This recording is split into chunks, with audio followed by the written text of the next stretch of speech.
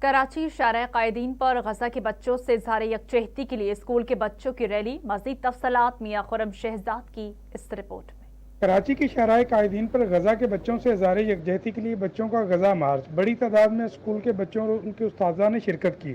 جماعت اسلامی کراچی کے امیر حافظ نعیم الرحمان نے بچوں اور اساتذہ سے خطاب کیا۔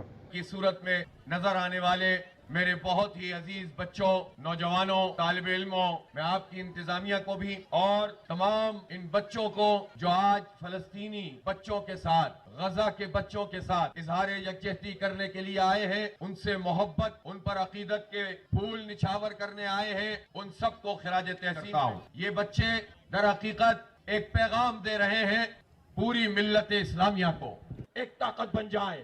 آپ کو مایوس کرنا چاہتے ہیں لوگ، کہتے ہیں اس پاکستان میں کچھ نہیں ہو سکتا، اس پاکستان میں وہ کچھ نہیں کر سکتے جو لوٹ مار کرتے ہیں، جو قوم کو مایوس کرتے ہیں۔ اس پاکستان کو انشاءاللہ یہ بچے اصل پاکستان بنائیں گے آپ پاکستان کو، پاکستان آگے بڑھائیں گے، اس ملک کو اسلام کا قلعہ بنائیں گے انشاءاللہ، اس ملک کو امت کا پشتبان بنائیں گے انشاءاللہ۔ یہ بچے ہیں تو اس ملک کا کوئی کچھ نہیں کر سکتا۔ یہ کردار ادا کرے، ہے کوئی غیرت مند جو ان بچوں کا مقدمہ پیش کرے، انشاءاللہ ان بچوں کا مقدمہ میرے بچے لڑیں گے انشاءاللہ۔ انتقام لیں گے تم سے، انتقام لیں گے تم سے انشاءاللہ۔